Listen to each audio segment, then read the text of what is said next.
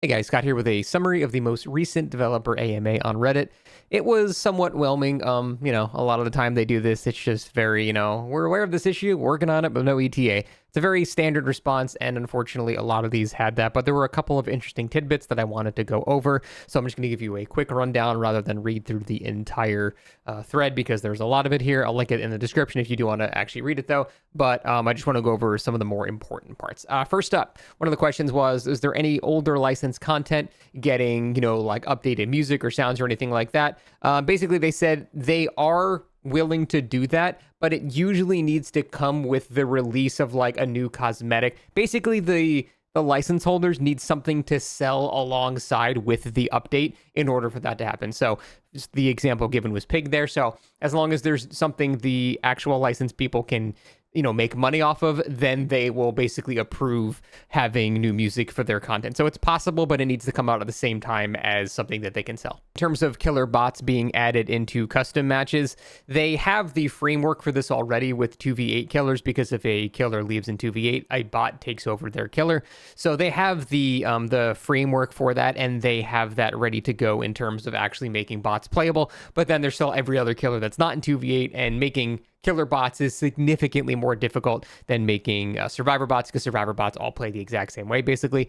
Killer bots, though, they have to actually like aim and use a power, which is going to be a lot different. So it's a bit more complicated there. And yeah, basically they've just said that they've already implemented the 2v8 ones, but in terms of getting every single other one, though, it's not really something that's going to be happening anytime soon. So maybe years from now, but yeah, this is very much a, I'll give you a release window when it's happening, we don't even know yet sort of answer. In terms of the visual update and the engine rework and all that stuff, there was going to be a stream going over more of that. They're finding that it's taking them a bit more time to prepare the stream and prepare the engine for that to even happen, which, we sort of expected. So really no information on that whatsoever. Somebody asked if there's any plans to unbloat the game, and Behavior basically said that they're aware of that and they're looking to reduce the number of add-ons so there's less dead nodes in the blood web for stuff that you would actually get. But I think this is sort of like a backwards way of doing it. They don't need to like truncate the amount of add-ons in the game. They need to just make the less used add-ons not trash. Like if every add-on has some type of value in some way, there's no longer a trash node that needs to be truncated or cut out here. It's just another add-on that's usable. So I think it's sort of a lazy method to just chop off, 8 add-ons from every killer and instead not make those 8 add-ons significantly more useful to where the killers would actually not be disappointed to seeing them in their blood web. So I don't think the way that they're doing this is super great, but this is still a long-term solution and a long-term plan that they're talking about. So it's not something that's going to happen anytime soon, but I really hope they take that route more along the lines of just making the older stuff better, not just deleting the bad stuff, Someone asked if there's any ideas for reworking luck or chests, any of like these old mechanics. They said they are talking about that stuff. It's slated for early 2027. So at least they didn't give the answer of we have plans but no concrete details at this time. At least there's actually an ETA for that. So luck and chests are likely looking to be getting some type of update or rework in some way. Someone brought up the Black Banquet and asked them if it was a success. And respectfully, the developers actually said no, it wasn't a success. It was pretty bad. So they want to look at refining it for next year, and they kind of brought up how the Twisted Masquerade launched pretty badly, but it started becoming more liked over the years. So they kind of are going to take that plan and try to reiterate it on it next year. So one of the things I saw elsewhere is that they want to give killers more options. So at the very least, they're aware that their anniversary event was not good, and they're looking to improve that in some way. Someone mentioned Frank Stone and how they were going to be a cosmetic, but now he's getting his own chapter. They asked why that's the case, and it was basically just player feedback. Everyone was so pissed off that it wasn't an actual chapter that they canned the cosmetic and decided to make it a chapter. So they do listen occasionally to stuff like that, but yeah, it was originally going to be a cosmetic, and they decided because everyone got so mad that that was how they're going to do it, that they wanted it to be an actual killer. So that's why we're getting the actual chapter. Basically just player feedback. Someone asked if there's any plans for helping solo queue players, and they actually were talking about a chat wheel, which is been suggested billions of times over the years, and it seems they are finally actually going to do it. It does seem like they have a system already in place, so this is not like an ETA, 10 years from now type of thing. It's like something that they've actually got down in the game now, so this should be coming up relatively soon in the fall mid-chapter patch. So we're going to have a basic chat wheel. It's going to have limitations for, spamming, and, you don't want the Rocket League, nice save, nice save, nice save. You don't want that stuff. So they're going to have like a rate limit for all that stuff. But I don't know exactly what they're doing, but I have to imagine it's going to be simple stuff like the killer is near me, I'm going for the save, just very, very basic stuff like that. And I know people have been opposed to it from the mood aspect of it. Like, that's not very DBD. We're trying to make this into like, an arcade game now. Like, this is not like, more of my horror vibes.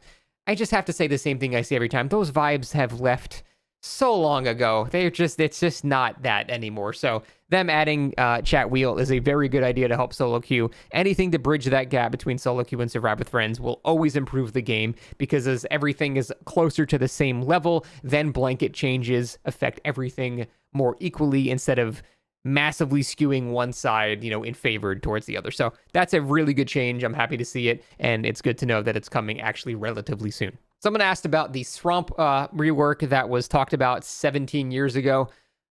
It's basically still, it's coming, I guess. They're saying because of the new engine update, it's not going to happen, obviously, until then, but it's still another, it's coming eventually at some point. So basically the same answer they've been giving for years at this point. Someone asked about a third-person killer game mode. They said they have thought about doing that, but it's not something that they've actually devoted resources to. Somebody asked what's the thought process behind reworking or redesigning a killer's power or their add-ons. It's based on analytics or data, blah, blah, blah.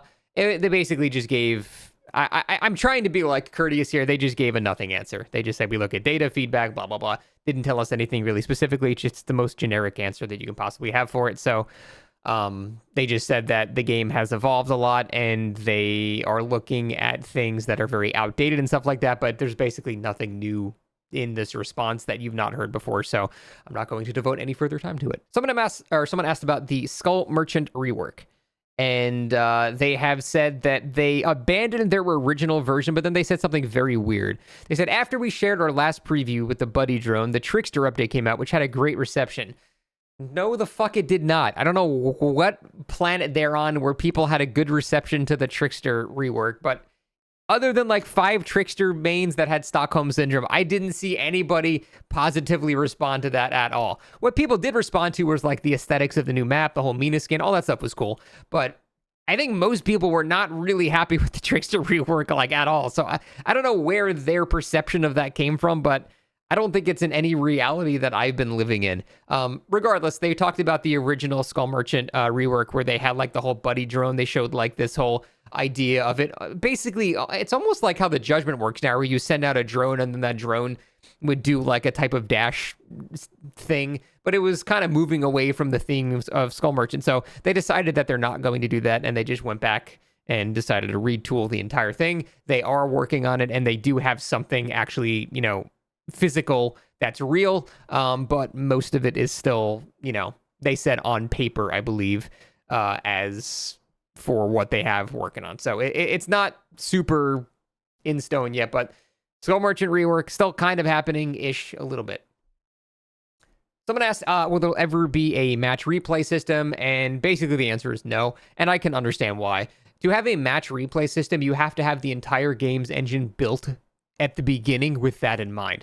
Because all a replay is in a game, like a demo in Counter-Strike, all it is when you are playing a match out, every single frame, it records the data of everything.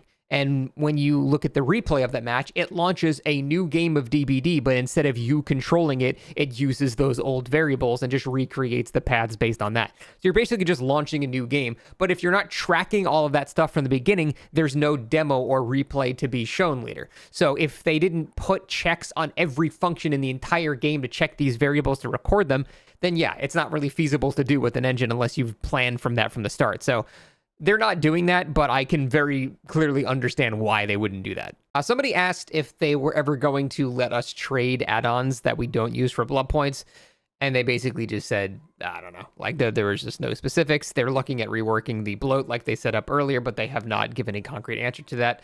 So let's move on. Someone brought up the notification bubbles, and how they can be very annoying, blocking vision and stuff like that. They've said that they've discussed that and given that its impact on the specific scenario of blocking the exit gates, for example, so the killer can't see where the survivor is. They're looking at it before. But the thing is, they've said this exact thing multiple times, and they've conflicted with their own responses multiple times. They've actually said before that the longer bubbles that they did were on purpose because they want the vision to be obstructed. They want it so when the hatch is closed, the survivor has a chance to open the exit gates. Otherwise, the killer's just going to see both gates if they're in vision, and the survivor will never be able to open it. So it's intentionally there as an obscuring tool that helps the survivor. So I don't know why they're acting like, oh yeah, actually we're planning to fix this. It's like, you guys intentionally did this on purpose. What's this? It's not a fix. You can say maybe you want to change it. Your philosophy on this has changed, but this is not a bugged thing. You guys on purpose did that. So someone even linked about them saying this exact shit 3 years ago as well. So I don't know what the hell their opinions on the bubble is. That seems to change every year. I have no fucking idea. Let's move on. Somebody asked if they learned anything from the whole Grimoire process designing the judgment, and they said one of the big things was learning that the community wants more bombastic, crazy ideas, not very safe, just dash killers again over and over again. So I think hopefully they will take more risks, because I think the judgment's cool as shit, and it is a very, very different killer. So I like that. I like them going out there and trying some more crazy shit. So I would hope they would continue doing that in the future so the game is not as stale. Someone talked about cheating, anything to combat it, and I can feel for the devs a little bit here. It's a very generic answer, but basically what they said is, they constantly update their anti-cheat. They are banning people, but as they update their anti-cheat, cheaters find ways to get around the new anti-cheat, which causes them to have to... It's just an ongoing battle. You can't fix it. It's impossible. You can never have no cheaters in an online game. It's physically impossible. All they can do is what they've been doing is continue to ban people that are cheating and then try to find the other loopholes that, the cheaters have found with their current anti-cheat. And like they said, it's an ongoing arms race. And this is true of every game that exists, unfortunately. So as long as not every single piece of movement is checked by a server, which most games just straight up do not do, like MMOs, for example, do that, then it's largely impossible to cure cheating. They can just try to combat it as it goes on. Someone talked about killers that are very map dependent, and if they could possibly generate maps based on what the killer is. Like, so if you're playing Dredge, more lockers will spawn. If you're playing Trapper, I don't know, basement will be more accessible. If you're playing Huntress, there'll be more lockers and convenient places to reload. Just shit like that. And they just gave a nothing answer. So I'm not trying to like throw shade on them. They just, they didn't answer it. So I'm just not even going to read it. Somebody asked, why are bottom tier perks not buffed more frequently to try and shake things up? Again, I've made videos about this. So many people have talked about that. Why are they not doing this?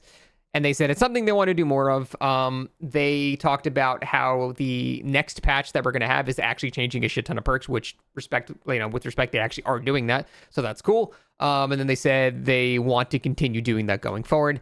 The problem is they've said that before. They have said this exact line after another patch. I think 8.3 might be the one exactly they're talking about. They did a very large scale rework of a bunch of perks, and they said we want to do this going forward, and then they just didn't do it. So I'll believe it when I see it, sort of thing here. I need to see them do this multiple patches in a row for me to actually start being optimistic about that.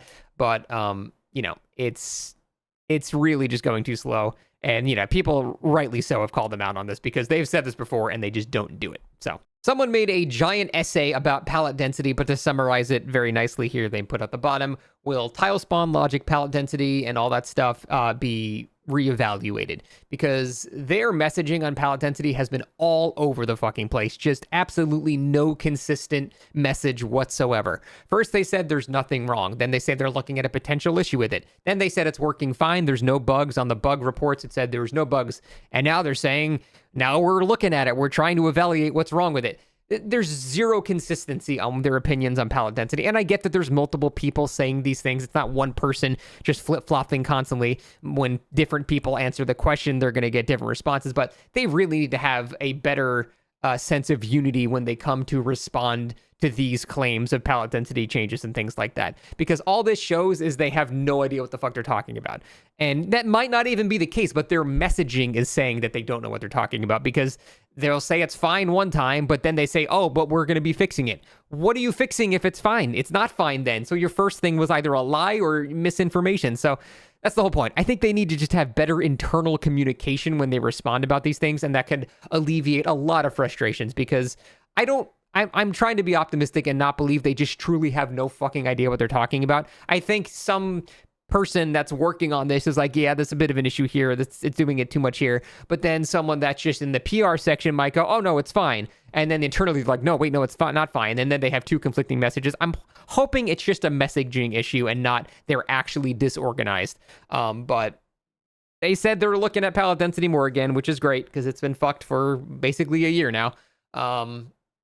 I expect in a month or say it's fixed or it's not a bug. I don't know. Somebody asked about 2v8 and why they are so slow rolling out new content for it. And basically, to summarize what they said 2v8 is like an arcade mode. It's meant to be a very simple, very easy to understand casual mode. As they keep adding more and more shit to it, it slowly starts becoming regular DBD again, where there's a bunch of things new players just have to learn, and it's not this casual, laid-back arcade mode that they want it to be. So that's why they're slow on adding classes, because they just start adding more and more classes. That's basically 4 new perks, kind of.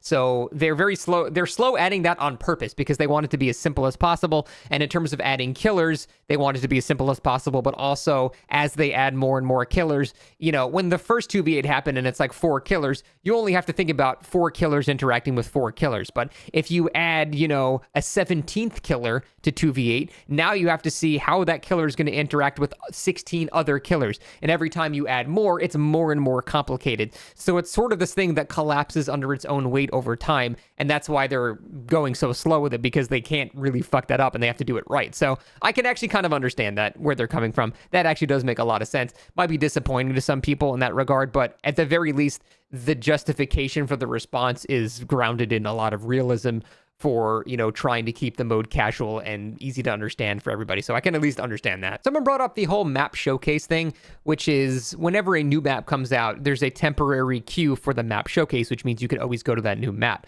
They seem to just stop doing that. And I think they stopped doing that because they said people just didn't really fuck with it very much. Because to be fair, yeah, like it gets old very quickly. So I don't know if they're going to re-enable it. They said it's just going to be based on player feedback entirely. I don't really think it adds anything to the game, maybe like for a couple of days after a new map comes out, but that's really it. There's no need to have like a map showcase for maps that are already in the game unless they've been completely reworked. So I think the map showcase thing was sort of a miss, and that seems like they've kind of agreed on that. Somebody asked if they are killer or survivor, you know, where do they distribute in their employees, killer or survivor sided? And without even reading the response, you can't imagine they go, oh, we're all survivor players, fuck killers. Like, obviously they're going to say we have a mix of everything. Even if that wasn't the case, they're still going to say that. But I do believe it's the case, because I think they all sort of play the game very casually. They're more working on the game and occasionally QA testing it. But for the most part, they're not going to, even if they were blatantly one-sided, they would never say that, because that would just lead to so much drama. So unfortunately, it's sort of a loaded question, because you can never expect them to answer that in any way other than we're evenly split, you know? Somebody asked if there's a way to do our own Chaos Shuffle. Like, it's not the actual Chaos Shuffle game mode, but you can manually pick to choose to have random perks. And they basically said, why would you want to do that? Because, you know, it's not going to be fun when you're going against a meta nurse with 4 great perks and you get no mither and some bullshit. It's not going to be a heckin' wholesome Chungus mode that you're going to enjoy. It's going to be pointless. So I would say to combat that, you would have to give an incentive. Like, for each random perk, you gain 25% bonus blood points or something like that. If there was an actual tangential reward for doing that, people would do it. But yeah, as they said, if there's no reward, you would just get bored of it very quickly. So there needs to be a reward if you were to implement that in the actual game. Somebody asked about the last few game modes being more geared towards survivors rather than killers, which they absolutely have been.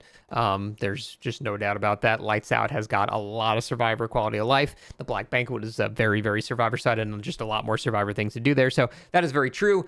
They suspected favoritism, but to summarize this post, I think this is actually a pretty cool response from JP. They basically said that there's a difference between being favored and being sided. So favored is when that particular event or whatever has been given more love, basically more attention and more care has been given to it, but it doesn't necessarily mean that the kill rates are in favor of that. So there's a difference between something being sided and favored. Now, to bring up Lights Out as a comparison, every single Lights Out has been killer sided. So this particular Lights Out is now survivor favored because they added a lot of features for Survivor, but statistically, it's still killer sided. So it's an interesting discussion point of sided versus favored because, you know, like the actual event statistically was actually still in the favor of killers because the poison, while incredibly boring, was really effective if you use it correctly. It even countered their invisibility. It countered basically everything. It was just so boring and stupid that no one even really wanted to interact with it. But that doesn't imply the mode wasn't killer-sided. It was just Survivor favored because Survivor was just so much more enjoyable in that mode because they had so many more things to do. So that's an interesting way to look at it, and I can see that a lot. So basically, are they more favored towards Survivor lately? That is very possible, but it doesn't necessarily mean they're more Survivor-sided in terms of overall outcomes of the match. So I would still love to see the actual data on their end for escape rates and up-to-date stuff rather than just, hey, 12 people threw hatchets this year. Woo. Like, I want to see more interesting information. I would love to see more, actual data. I don't know if they'd ever share that, but I think that would be really cool to help us understand the difference between sided and favored a lot more. But I thought that was a pretty cool response. Finally, someone brought up why Bloodpoint gains seemingly have been decreasing over time. And I wanted to end the video on this one because it's a pretty cool talking point, I think. So people have noticed a bit less BP overall, like a bit less cakes appearing in the anniversary, extra BP from completing objectives. BP codes seem to be slightly less than before. Nothing cataclysmic, but it seems to be trending backwards a little bit. And they got a very heavily downvoted response because they rewarded this like the EA, we want you to feel a sense of pride and accomplishment response. That's probably why they got shit on so much. But I want to defend them a little bit here and say that I don't think the Bloodpoint economy right now is actually that bad. I don't want to sit here and be old man that yells out cloud and go, well, back in my day, if you saw the blood webs from 2016, they would explode your entire fucking head. They have made the grind easier and easier and easier and easier and easier and easier over time. It has just gotten better and better, and we get more and more blood points compared to the earlier days of DBD.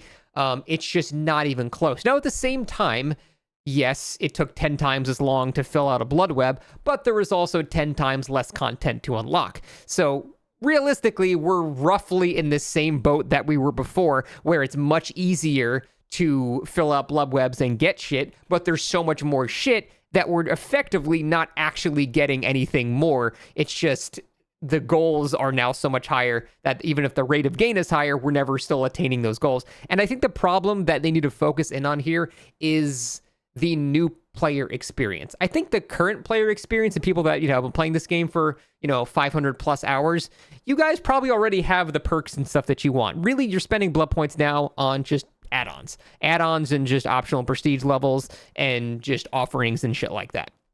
Where this is really rough is the new player experience. I don't think current players are suffering in this BP economy at all. I think you guys are probably fine if you're a regular player of this game. It's the new players that have to get all this stuff, and they have to spend minimum 3 million blood points on every killer, 44 killers, to get all the perks on everybody. That grind for a new player is ridiculous. And so instead of reworking how the blood webs work or giving more BP or changing how the economy works, I think the simplest solution here is just removing perk tiers. That would shave off millions and millions of blood points required in order to get builds ready to go. And then everyone's quickly on the same level of, well, we're not unlocking anything. I'm still getting towards Prestige 100. I'm still getting a bunch of add-ons and offerings and things like that. I'm still gaining things. There's still progression, but I have my build now. I'm not struggling as a new player because I didn't get this perk yet. I actually have everything I need, and now I can start farming for a bunch of add-ons and stuff like that. I think getting people to that point first is more important than just restructuring how the entire BP economy in this game works. Now, to, again, defend them a little bit here, there needs to be a grind in this game. To immediately not defend them, this game, simply put, is not fun enough to be carried solely by its gameplay. That's just the truth of it. And to be fair, that's most games out nowadays. Most games are not so fun you will have someone playing for 10,000 hours just because it's so fun. There's always some type of thing that they're gunning to unlock. And that grind is really what keeps a lot of people playing this game. And without that, this game's player base will be a lot smaller. they would gain less money. They would be able to do less with licenses. They'd be able to make less content. People say that, DBD is an expensive game because realistically to get all of the content in it, it is expensive, but there's also 10 years worth of content in this game, and there's no monthly subscription or anything. And if they're not charging for new content, what else would they get money to continue funding a 1,000-person company? You know what I mean? You have to, from a certain point, acknowledge the evil of a grind being an actual monetary incentive. That's the main reason it's in the game. You have to accept that evil from them as a business, because the alternative is the game is just less successful and they're able to do less until they eventually the game dwindles and dies. Because like I said, I don't believe the game is fun enough to carry itself solely based on its gameplay. It needs some type, such a fucked up thing to say, but it needs some type of predatory grind to keep people invested in it. I know that sounds so evil, but that is just looking at it as callously and realistically as possible as a modern game that's been going on for 10 years. That just simply needs to be how it goes. So I don't think the BP economy is really that bad at all. I think the amount of blood points you gain in this game is fine for established players. For new players, there need to be a fix there. And I think just cutting out all perk tiers would help immensely with that, while not really affecting the current level right now.